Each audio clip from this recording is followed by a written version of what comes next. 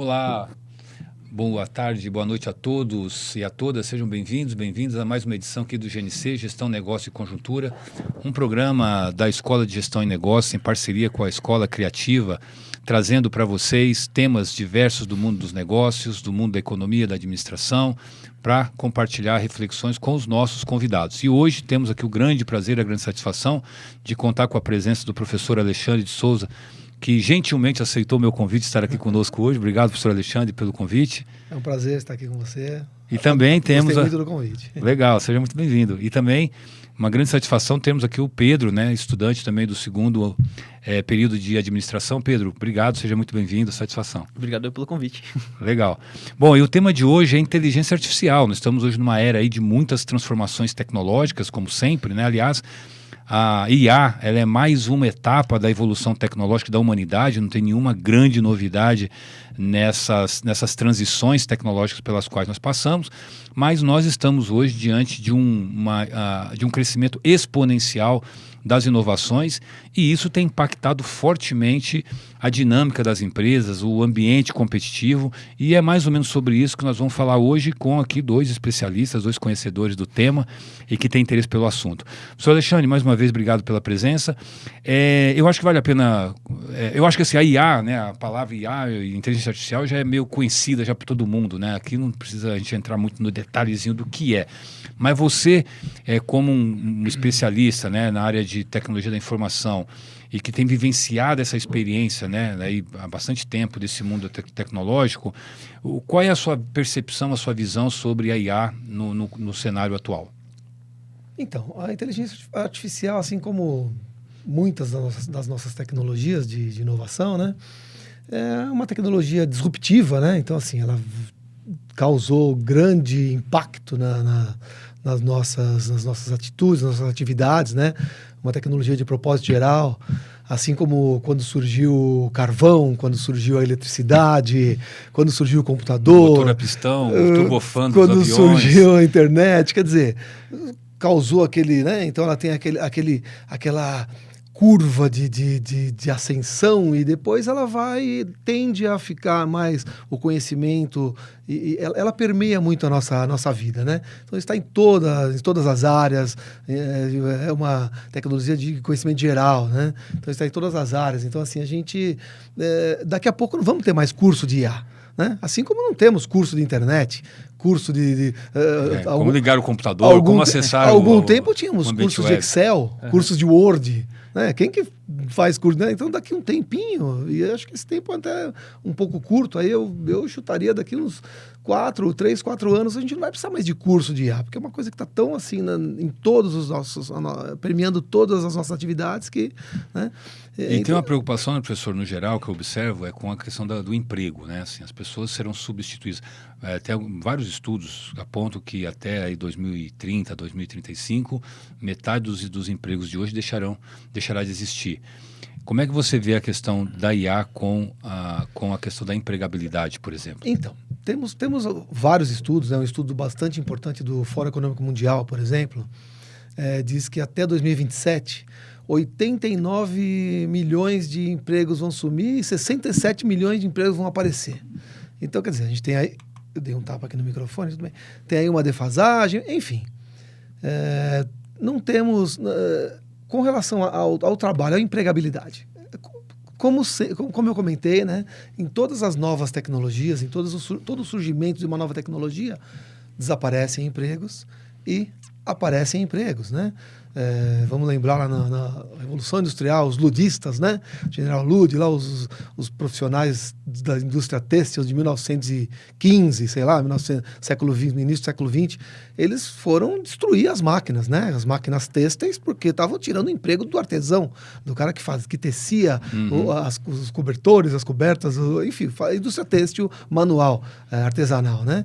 E, no entanto, as máquinas não substituíram as atividades mais braçais, e aconteceu que os operadores de máquinas foram os novos empregados. Enfim, é o que tende a acontecer com a IA. Aliás, dando um pitaco aí, né, econômico, né, professor? Essas novas tecnologias, elas promovem novos negócios, novas necessidades, Sim. novas demandas, novos perfis de profissionais. Sim. e a economia continua funcionando. Sim, o assunto não é novo. O assunto não é novo. Assim, inteligência artificial, nossa, uma tecnologia que vai acabar com o emprego. Esse assunto não é novo. Isso surgiu quando surgiu a eletricidade, quando surgiu o carvão, quando surgiu o computador, internet. Então, assim, não acaba. Com, os empregos mais repetitivos, atividades repetitivas, com certeza nós não vamos ter mais. Né? Atividades repetitivas, atividades mais simples. Assim. Então, assim, o profissional... tem um economista, um gestor americano, não vou me lembrar o nome dele agora, mas ele fala, né, que ninguém... que um homem pode não ser melhor que uma máquina, mas nenhuma máquina é melhor do que um homem com uma máquina. Né? Ou seja, aquele profissional que utilizar a inteligência artificial como substituto dele mesmo, do cérebro dele, esse vai ser ultrapassado, vai ser engolido. Agora, aquele que utilizar a inteligência artificial para fazer o que ele faz hoje melhor e diferente. E é isso aí, professor. Eu quero explorar mais esse ponto que você está colocando aí, de como fazer diferente. Mas segura essa daí. Tá. E vou só aproveitar, na linha do que você está dizendo, a questão dos automóveis, por exemplo. Lá em 1908, quando o Henry Ford lança, né, o primeiro modelo de automóvel produzido em grande escala, a grande preocupação qual era? Que o cocheiro ia perder o emprego, né, que o ferreiro ia perder o emprego, que o carroceiro ia perder o emprego. E no fundo alimentava os cavalos. E no fundo você criou novas necessidades e aumento brutal de produtividade econômica, né? Legal. Pedro, eu queria ouvi-lo, né? Você jovem, né? E vocês estudantes, né? Como é que vocês estão enxergando essa mudança? Assim? Vocês enxergam assim, porque para nós aqui da nossa geração, né? É o Admirável Mundo Novo, né? É o Admirável Mundo Novo, já fazendo referência àquela clássica obra, né? Mas para vocês que já nasceram no berço, né? Da internet, né? Do Wi-Fi, etc. Como é que vocês estão vendo hoje essa questão da inteligência artificial? Cara, por mais que a gente já esteja nascido nesse meio, ainda a gente vê também como uma coisa disruptiva, né? Porque quando surgiu ali o primeiro GPT-3, depois 3.5, já fazia coisas assim que antes eram inimagináveis, né? Então, muito trabalho que você nunca ia conseguir imaginar automatizar, porque ele dependia de alguma subjetividade ou coisa do tipo, podendo ser automatizado com qualidade, e a cada modelo novo e a cada lançamento novo, você via que você podia depender mais dessa IA, enfim.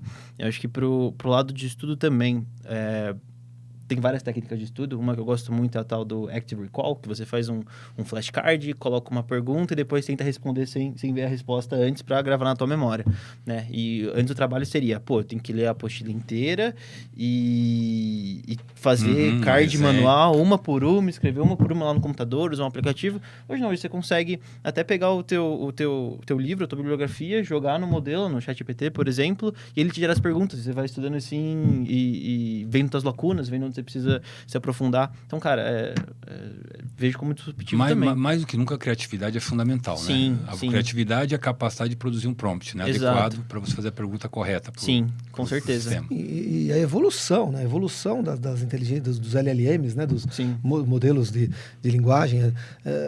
Sei lá, final de 2022, por exemplo, né? O primeiro ChatGPT lá, final de 22, gerava texto. Sim. Imagens estáticas, vídeos estáticos, vídeos muito Hoje, especialistas em vídeos têm dificuldade de identificar um vídeo gerado pela IA e um vídeo gerado por um especialista de filmagem e tal.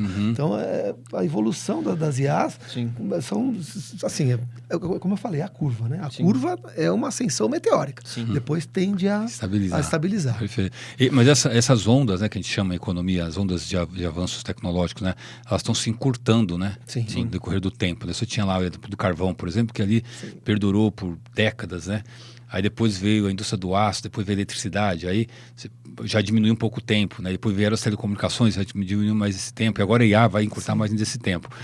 Mas eu me recordo que você estava falando essa questão aí do como você se relaciona com essa tecnologia. Eu me lembro a primeira vez que eu acessei o Google, assim, como site de busca. Tem vários buscadores aí, né, hoje em dia, mas... Professor Alex, aquilo foi, assim, para mim, revolucionário. Assim, eu olhava para aquilo e falei, cara, como assim? Eu venho aqui, eu digito um negócio, uma busca, e ele me traz... E aí tinha uma época que ele grifava, né? Não sei se você lembra, ele grifava as partes mais importantes ali e tal. E eu achei aquilo sensacional. E aí eu fico pensando o seguinte, cara, ninguém hoje fica vendo vídeo e ninguém tira mais fotografia com câmera analógica. Sim. Naturalmente. Esse é instintivo do ser humano. Então, assim, o ser humano, instintivamente, ele é vinculado à tecnologia, porque a tecnologia diminui o esforço físico, de alguma maneira, e facilita o trabalho, né? Então, na nossa área, com a área de pesquisa, a área de educação, imagina, né? Você quer fazer uma revisão de literatura, você pode fazer agora no ChatGPT, ou no Gemini, ou em qualquer outra plataforma, você faz uma síntese ali, né? Então, acho que a questão importante é o prompt, né? Como você vai perguntar para a máquina. E aí, professor, eu queria que você explorasse um pouco essa questão aí, né? Veja, conhecer IA todo mundo conhece, né? Qual é o cuidado que, sobretudo, os estudantes, né? As pessoas devem ter no uso, porque tem uma barreira ética importante que eu acho que você teria mais competência para falar sobre isso. Sim. Para mim, né? Para mim, pessoas que... Eu trabalhei 35 anos numa enorme instituição financeira, dos 35 anos, 30 anos na área de tecnologia. Então, a gente, assim... Usando a IA, eu entendo o que está acontecendo lá atrás, né? Para quem é da área de tecnologia, já entende como está acontecendo, porque a IA nada mais é do que computação, programas rodando, computação, modelos matemáticos processando, né? Não tem nada de raciocínio, né? Não tem nada de raciocínio, não tem nada de... Os modelos, os algoritmos buscam redes neurais, buscam imitar o processamento do cérebro humano, tá? com neurônios artificiais, mas assim, não tem nada de raciocínio, né? É máquina processando, né? E esse autoaprendizado o algoritmo se autopontuando, então aqui vale mais, então tá certo. Eu ponho um óculos, aí é vidro, é um copo, não, errei, então a pontuação é baixa. Então tem um envoltinho em plástico, tá, até ele acertar que é um óculos, vai recebendo pontuação. Então esse é o aprendizado que a máquina tem, né?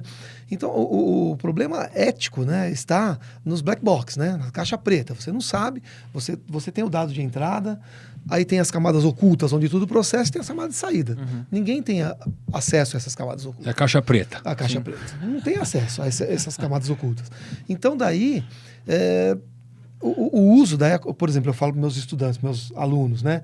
Não gosto de chamar de aluno, né? A gente chama de estudante, né? Sim. Aluno é aquele cara que você dá a informação, ele ouve e engole, né? Desprovido de luz. Isso. Estudante é aquele cara que discute, aquele que gera conhecimento. Chamo sempre de estudante. Estudantes, assim, eu sempre falo, usem a IA. Usem e abusem. É uma tecnologia que chegou para ficar. Sim. Mas com como? Ética e responsabilidade. Utilize com o seu conhecimento... com o que você tem de base, se você não tem, crie, para depois utilizá-la como auxiliar. Sim. Um auxiliar seu, né? Então, daí, um exemplo dos artistas, né? Por exemplo, você chega na IA, você pode solicitar lá a criação de uma música. Você fornece o campo harmônico que você quer, o tema que você quer, o estilo de música. Eu quero um reggae que fale de amor, no campo harmônico de si bemol. Ela vai gerar para você uma música. Aliás, ali. professor, eu já fiz isso. Viu? Já fez isso? Eu já tenho umas letras que eu já compus no passado, mas eu nunca tive competência, né, para colocar melodia. A música, aí criou a melodia. Aí você não sabe o que você escolhe. Então, fica tudo muito legal. Aí é que tá, fica tudo... E aí, o que acontece? A IA não criou da cabeça dela, que ela não raciocina. Ela buscou dados de coisa e foi, né? Então, assim, esses artistas, de onde ela foi buscar trechinhos de música, pedacinhos de onde ela foi... não são remunerados, né? Então, você pega uma música dessa, você compôs essa música, teoricamente, publica, e aí? Você ganha dinheiro com essa música? De onde essa IA trouxe tudo isso? Aliás, parece-me que 20% das músicas que são no Spotify hoje são feitas por inteligência artificial, né? Então, veja isso. negócio... E quadros, não só a música, né? Sim. Você vê quadros, né? Então a área artística, ela tá sofrendo bastante, não só, né? A comunicação, né? A área jornalismo, né? Então os editores estão sofrendo bastante, né? Então tudo bem, né? Ele perde ali na edição, mas ele ganha no tempo para ser criativo, porque as profissões que estão despontando, né? Profissões criativas, profissões que envolvem inteligência emocional, profissões que envolvem o contato pessoal, né? Psicologia, né? Psicologia, Entender a psicologia humana. A empatia, né? É diferente eu falar com você assim, como eu estou falando, eu falar com você assim, né? Então, assim, eu estou distanciando você de mim. E quando eu estou com os braços abertos, me posicionando à frente, eu estou... Né? Então, isso tudo que é muito valorizado. A máquina não faz. A máquina não faz. Né? A máquina não faz. A máquina não pensa. O computador, eu sempre falo, eu dou aula de banco de dados na escola de tecnologia, como eu falei, né? E às vezes o aluno, pô, professor, meu processo não roda. Eu falo, ó, aqui não é ponto e vírgula, é vírgula. Ah, poxa, mas só... Eu falo, o computador é burro. Se você não falar exatamente o que ele tem que fazer, ele não faz. Sim. E se você falar errado, ele faz errado. É. Então, pior do que ele parar, é ele fazer errado, né? Então, assim, tem todo esse... Legal. E voltando, né? Então, a ética está justamente a ética ela vem antes da inteligência artificial, né? Não é usar a inteligência artificial com ética, é ter ética. Uhum. E depois você faz o quê? Você dá aula com ética, você é um estudante ético, você é um filho ético, você vai ser um pai ético. Então a ética ela está um pouco antes, né? Então, Você conseguiria dar um exemplo prático para isso? Por exemplo, né, o estudante, eu vou dar um exemplo clássico aqui, o estudante vai ter que desenvolver um trabalho e ele vai ali, você vai falar sobre o impacto da IA nas políticas de sustentabilidade, por exemplo. Ele vai lá só, por favor, me dê aqui o que ele faria naturalmente, escreva um texto de uma página falando do uso da IA na sustentabilidade. E aí ele vai lá e gera aquilo lá. O sistema trouxe aquele texto para ele dá um copy e cola e joga no trabalho. Isso é uma atitude antiética. antiético. Ok. O que seria, então, uma atitude ética Por nesse exemplo, contexto? eu pego o estudante pegar uma literatura, né? Então ele vai... Sustentabilidade. Ele vai numa base da CAPES, numa base acadêmica, e pega os principais autores sobre sustentabilidade, vai lá e faz... Ele pode pescar na IA, inclusive. Inclusive na IA. Ele pode pesquisar. Ele pode chegar na IA e falar assim, me forneça 5 artigos que me fale de sustentabilidade na área de, sei lá, no agronegócio.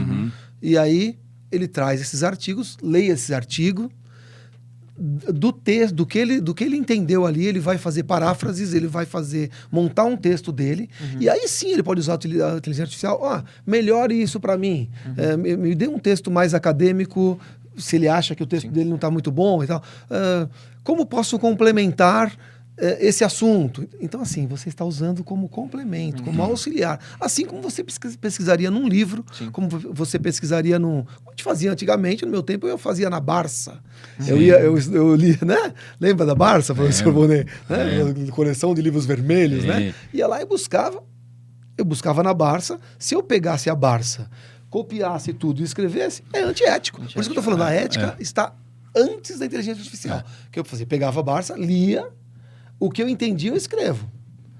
Peraí, agora eu não consigo desenrolar aqui. Leio de novo. É assim que eu desenrolo. É isso. Li o artigo, entendi o que é sustentabilidade no agronegócio, estou escrevendo. Nossa, mas eu travei aqui. E, me ajuda aqui, ó. Consultei que fala disso. Pode me ajudar? Como pode me ajudar? Sim. Qual artigo? Me dê a referência. É assim. E não precisa pedir por favor e nem agradecê-lo, né? Por favor, né? Não faça isso, né? Porque você só vai estar atrapalhando o algoritmo, né? Pedir por favor, muito obrigado, com licença. Você está falando com uma máquina. Então, né? Como diriam, né? Como dizem os meninos lá, papo reto. Papo reto. Papo reto. Professor Alex, legal, muito boa reflexão.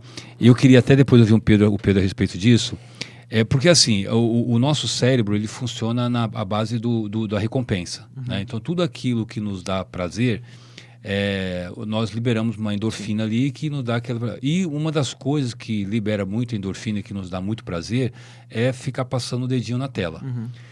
E parece que não, mas isso tem um impacto brutal na criação, na produção de coisas, que talvez a nossa geração tivesse menos. Nós tínhamos, acho que talvez, menos endorfinas, né? Do que essa geração atual. Sim. Menos estímulos. Né? Menos estímulos, porque é um problema esse, né? Você tem uma questão aí prática, ou seja, você tem uma tecnologia que está estimulando esse tipo de coisa, né? Assim, então você está tentado a não criar, a não fazer, a não produzir, a não realizar. Exatamente porque... E você, pior, você não tem a noção disso. Porque se você tiver a noção de que você está passando 2 horas, 5 horas do seu dia numa tela, sem produzir absolutamente nada, se você tiver esse toque ainda, ok, há uma salvação. Mas eu tenho a impressão que nem isso, né? Então você imagina o impacto disso. Pedro, você percebe isso, não? que é um comportamento generalizado, ou você acha que as pessoas têm autocrítica, assim, a juventude, a moçada da sua idade tem uma autocrítica e fala assim, olha, não, vamos usar esse negócio aqui com cautela, com ponderação. É lógico que você não pode falar por todos, é evidente, né? Mas pela sua experiência. Não dá para generalizar, mas eu vejo que é minoria, até pela maturidade, né? Primeiro ano, a galera mais jovem não tem a maturidade de ver, às vezes, que a recompensa é mais rápida ou enfim, não vai ser bom para o longo prazo. Então, eu vejo que a maioria cai nessa dos estímulos. Você estava falando da parte antiética. É muito fácil você pegar, na hora que o professor vai passar um trabalho, tem lá toda a bibliografia que precisa, tem lá as instruções, literalmente arrastar os arquivos para IA, ela vai gerar um documento para você. Mas o que você aprende com isso? Nada, né? Sim. Se você for ler, ainda, talvez aprenda uma coisinha ou outra.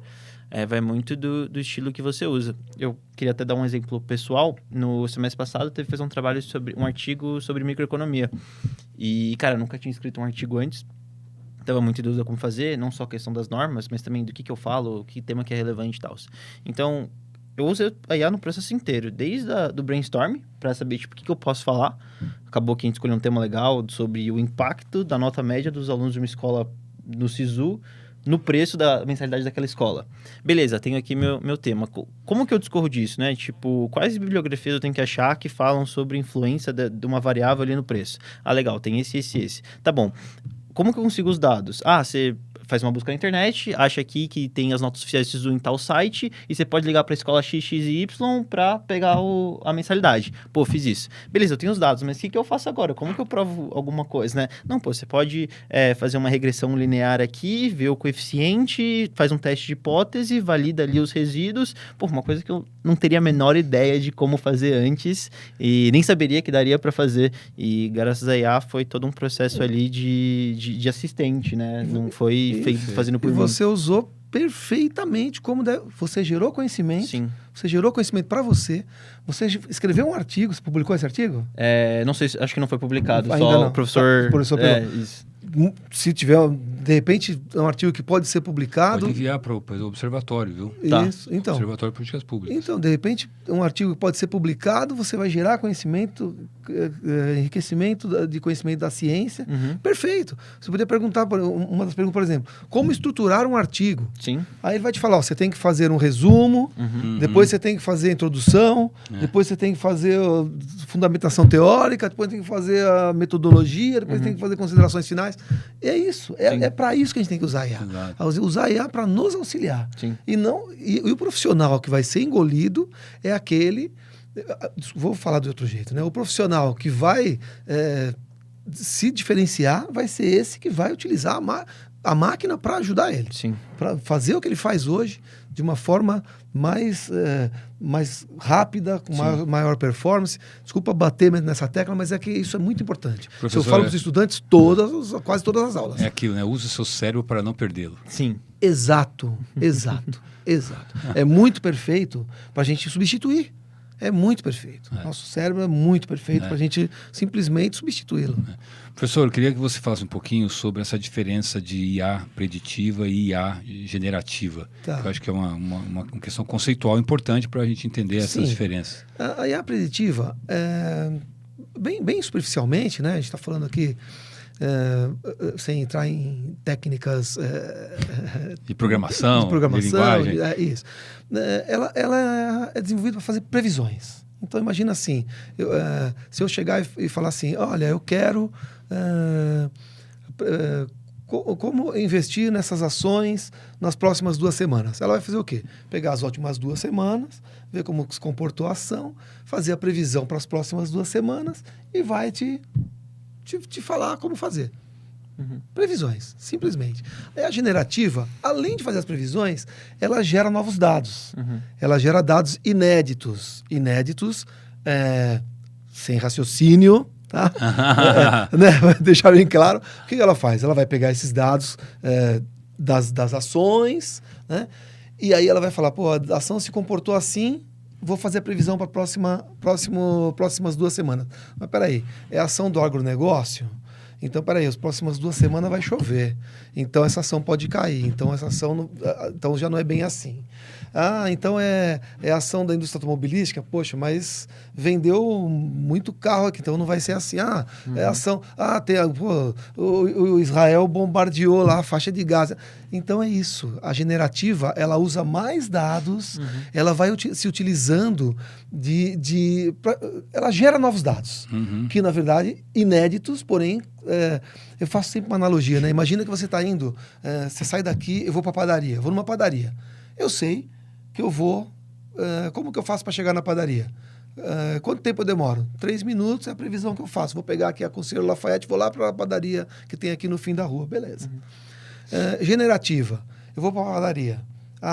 Mas espera aí, se você pegar a primeira direita e a primeira esquerda, a primeira direita, de novo você foge desses 2 semáforos, você vai economizar um minuto aqui, e tem uma padaria mais próxima, que é aqui, não é aqui no final da rua, e essa padaria vai ter sonho, que você gosta de sonho, porque ela já buscou nos meus gostos, entendeu? Então, mais ou menos, eu fazendo uma analogia. Robusta. Isso. Ela é mais bem robusta. mais robusta, né? Então ela vai com mais dados, ela cruza mais informações. Cruza mais informações e gera dados inéditos. Então é muito cuidado, né, professor, também com as decisões que são dadas, né, para as sugestões que são dadas por ela, né? Existe uma coisa que a gente... Você até citou o caso das ações aí. Sim, né, que é uma existe... situação delicada. Eu gosto de utilizar a IA, às vezes eu pego textos meus gerados que eu aplico em aula, e às vezes eu monto um texto, coloco na IA, falo, me monte 3 questões com 5 alternativas, somente a alternativa A vai estar correta e de nível médio. Ela me monta. Inúmeras vezes eu falo que somente a A tem que estar certa e a A está errada. É a C que está certa. Se eu pegar aquilo e aplicar na minha turma, e depois tem o gabarito... Professor, e pegando o seu exemplo, você imagina, você está falando de engenharia de um produto, né, de um automóvel, e você acredita piamente no resultado que ela está te dando, né? Aí você colocar a alternativa C, você põe a alternativa A. Imagina pior. Vai trincar o motor quando você der 120 por hora. Imagina muito mais grave, se você é na área de saúde. Da saúde. Exato. Você está mexendo com vida. Exatamente. E aí a IA te fala para você usar o antibiótico X, você usa na pessoa que é alérgica, a pessoa morre. Exato. Então, assim... Isso aí é o que é a máquina que produz o autoconhecimento que é falado? Isso. Ela aprende com si própria. O autoaprendizado, isso. Ela vai se pontuando, né? Então, imagina assim que eu vou identificar um cachorro, tá? Vou identificar um cachorro. Então, eu forneço a imagem lá para IA. Ela vai falar assim, peludo. É um cavalo? Qual a pontuação para ser um cavalo? É muito mínima, porque...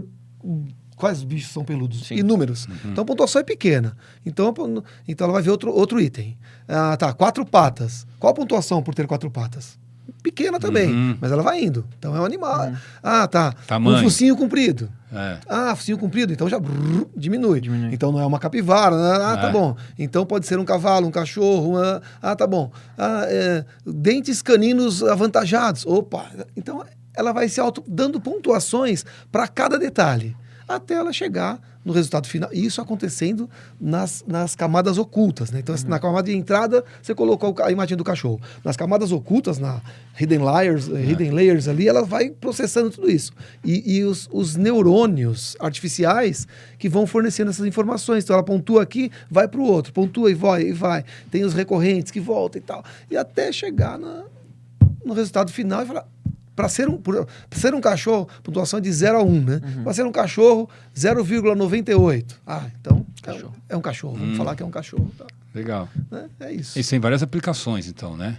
Várias aplicações. De todas, de texto, do que você... Né? Nós estamos caminhando já para o final. O tempo passa rápido aqui. Isso aqui não dá... Precisamos de mais tempo para falar sobre isso. Já passaram os 3 minutos? Quase. Não. Já passaram os 3 minutos? Eu falou que era 3 minutos? Né? Estamos perto de 30.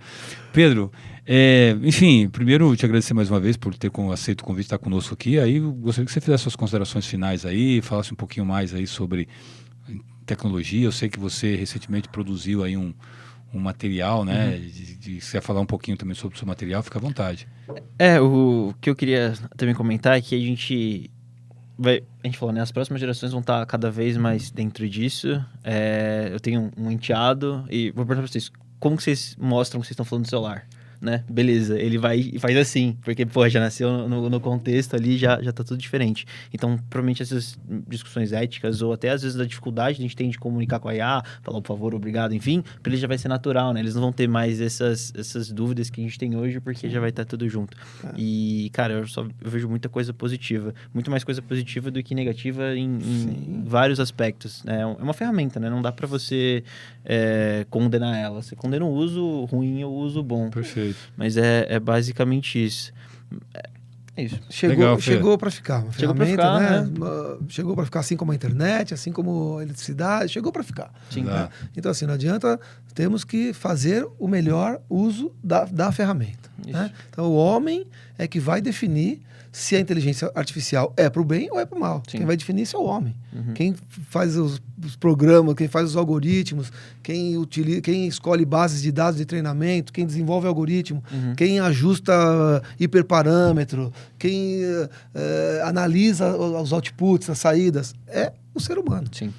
Legal, professor. Ó, e aí, para finalizar com a sua participação, falar muito rapidamente assim, de que maneira o aluno, o estudante que não tem domínio, ou que ele é da área de negócio, ele é da área de administração, de contábeis, ou ele é até da área de humanas, de psicologia, porque ele não é um programador, ele não é um especialista de TI, ele não vai entrar na Deep Web para poder descobrir os emaranhados de códigos, etc. Mas qual é a atenção que este profissional que não é da área de TI, por exemplo, deve ter diante dessa revolução chamada inteligência artificial, para que ele não fique obsoleto, para que ele, enfim, para que ele consiga se adaptar a esse admirável mundo novo?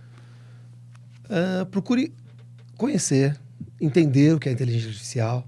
Temos inúmeros cursos rápidos e vídeos no YouTube de profissionais muito bons e professores que explicam superficialmente e às vezes uns que até aprofundam mais o que é IA, como funciona, procurar entender quais as principais que temos, que podemos utilizar. Então, o GPT, o Copilot, nós temos aí o Gemini, DeepSeek. Então, entender quais e usar, porque tudo aquilo que nos dá receio, que nos dá medo, que nos dá aversão, porque a gente não usa. Procure usar. Use, utilize a inteligência artificial. Então, esse é o recado que eu dou. Utilize, vai lá, faça questionamentos, faça geração de imagem, busque informações, compare uma informação de um modelo com outro, de uma inteligência artificial com outra, compare as informações e é isso, usar, utilizar, sempre buscando, sempre com ética, né? Como a gente já comentou aqui, buscando o complemento do seu conhecimento e não substituto do seu conhecimento, do seu cérebro, né? Então, busque estudar do modo tradicional e também a inteligência artificial como complemento e buscar, conhecer, utilizar. Utilizar a inteligência artificial é fundamental, porque não dá para esperar. Não dá para esperar, não. A hora que eu terminar a faculdade, então eu vou começar a usar a inteligência artificial, porque aí eu vou estar no mercado de trabalho. Não, é agora.